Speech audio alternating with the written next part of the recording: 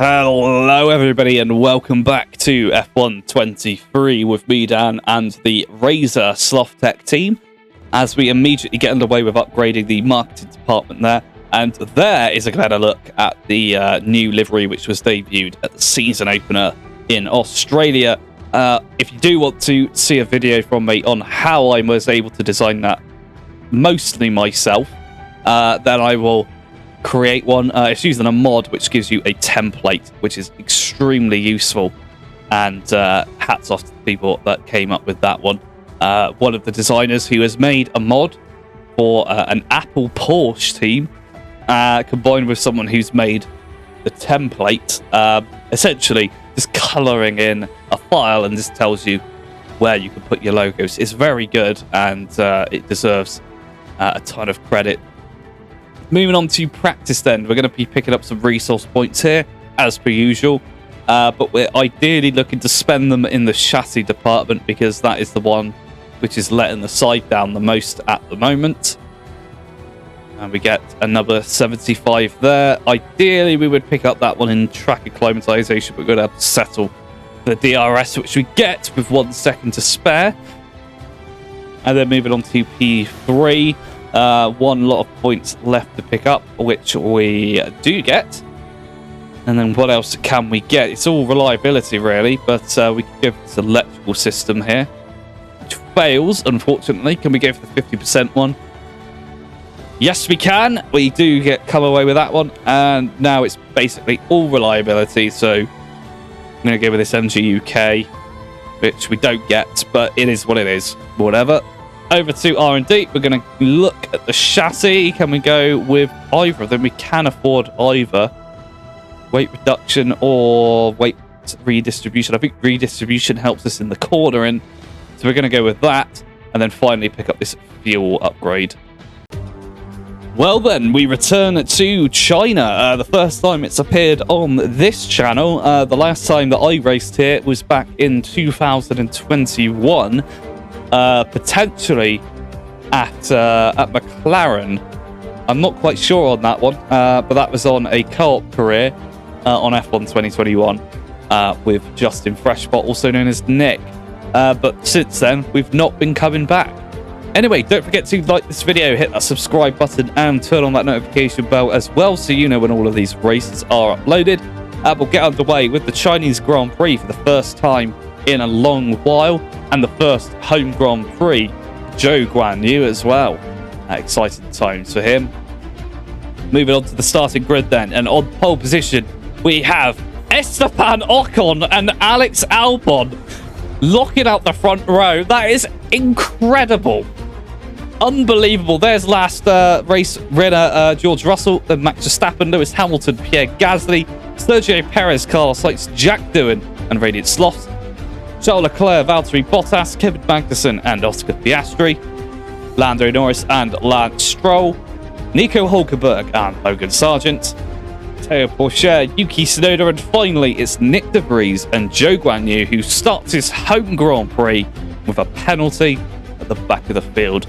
And qualifying was interesting for this one. Some rain appeared right in the middle of Q3, which is why we didn't do very well at all, but I think it may also explain why Alex Albon and Esteban Ocon are on the front row, as they were probably the first ones out of the garage when it was still fairly light rain.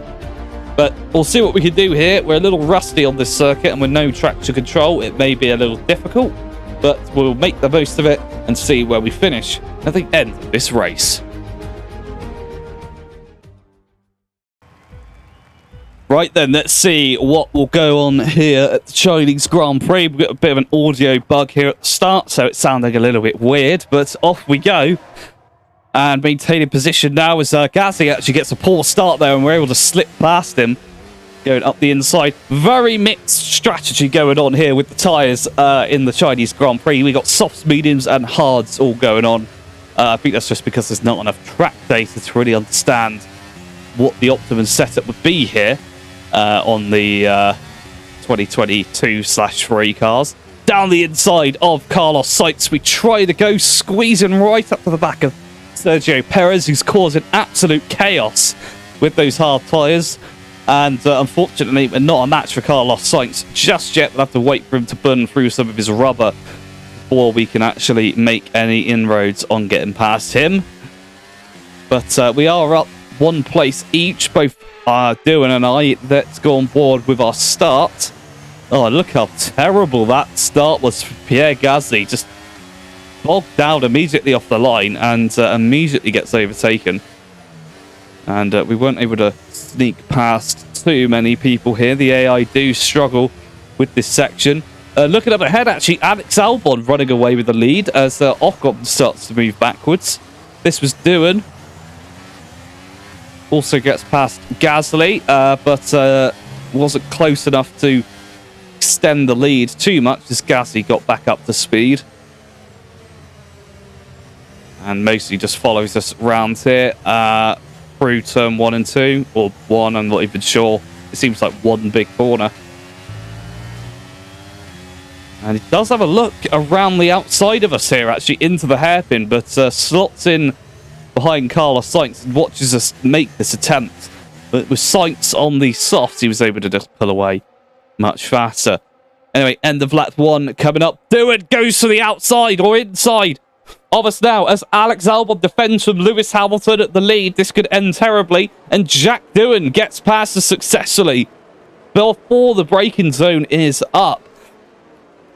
And that is interesting. Our teammate once again showing some great pace, which is something that we're not used to seeing. Carlos Sainz now goes side by side with someone up ahead. I can't even see who that is next to Doohan. Sergio Perez, he's managed to get past, and now Jack Doohan challenges Sergio Perez through turn 1 into the second turn down the dip. We might be able to make something of this as well. Doohan still side by side with Perez as they come down towards the hairpin. Who will outbrake the other here as they go through? Doohan slightly ahead but makes a mistake there, overcorrection, and he slots back behind Sergio Perez once again. But a great effort from him so early on in the race.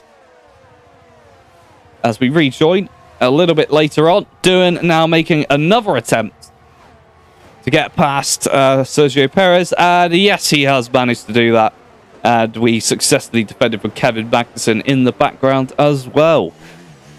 On board with Perez's nose as we follow Doohan through the final corner. On the power he goes. He will have the DRS because Sainz has managed to gap Doohan and Perez just about enough there. I think looking at it by eye. And we've rejoined a little bit later on, hoping that we are going to get the DRS from Perez. Yes, we do, but Kevin Magnussen, with the benefit of a slipstream, is going to try and get up the inside of us here as we force him towards the middle of the circuit. Charles Leclerc also on a recovery right now, approaching from behind as well. We're going to watch out for the pair of these two Ferrari-powered machines. Around the final corner we go, just dropping further and further back from Doohan and Perez. And rejoining on the very long straight that they have here in China. Magnussen goes to the right-hand side. He's ahead of us very slightly. Hard on the brakes we go into the hairpin. I think he made a mistake there on the apex. And I think he may be under attack from Charles Leclerc any second now. They're going to get DRS again. But we've got a yellow flag up ahead. And this is Lewis Hamilton. And Lewis Hamilton's pulled over to the side of the road with engine problems. That could be disastrous for Mercedes in this championship. There we are, defending from Magnussen again through turn 1. As Hamilton drops down the order, George Russell, who started on the 3rd or 4th row of the grid, is up into P1. Alex Albon is still there with him. And now we've got both Ferrari-powered cars behind us. Magnussen and Leclerc fighting over which one of us will be allowed to overtake. And it looks like Leclerc has won that one. He is going to be the one to get DRS. The train up ahead from 7th to 1st. Slowly shrinking into the distance as we try our best, but we just really, even in the dry, are not fast enough here around China. Don't have enough practice. Oh, but we got Jack Doohan facing the wrong way, so we have caught the train in some respects, and he's stopped on the outside of the hairpin there. Potentially in a spin back onto the gravel. It's a good job we can get out of the gravel fairly easily, as the safety car has come out and everyone is diving into the pit lane. Let's go in as well now. We're still in P7. None of the leaders came in. I think the safety car was already deployed when they went past the pit entrance, much as though it was with us. But this could be interesting, because a good chunk of the field have come in and essentially have gotten a free pit stop there. And there's issues with the back right there as we struggle to get the hards on. Struggling to get a hard on. That's not what I mean to be saying from the commentary box, but that is just the way it is. We come out, we're ahead of Gasly and Norris. Just. And the safety car is coming in this lap, but we're not close enough. Oh no, Esteban Ocon's retired at the end of the safety car. So we've gained a place. I think we're back up to where we were before. But the story of the moment, Jack Doohan has been a complete idiot and has not come into the pit lane after his spin is now leading the restart of the race. Alex Albon also, for some reason, came into the pits at the end of the safety car. He is now running at the back of the field by quite some margin. And we're defending from Charles Leclerc, who's now got the fresher rubber and the tyre advantage. He is on the mediums versus our hards. And so will Lando Norris. He will have a look. We're going to go down the inside of Leclerc again. And Norris will hopefully battle away with him and slow the pair of them down, giving us a chance to catch up. Also, Doohan still leading the race ahead of Max Verstappen because of all the infighting going on behind him. And this probably isn't going to last too much longer. Verstappen's already going for a move down the inside into this interesting corner. Russell going to the outside. Now the inside. It's a three-way fight onto the back straight here as Russell and Verstappen have gotten past. Doohan's tyres are completely shot at this point. Somehow we've got up into P4 as we take advantage of the chaos ahead. Doohan doing his best to crash Carlos Sainz off the circuit.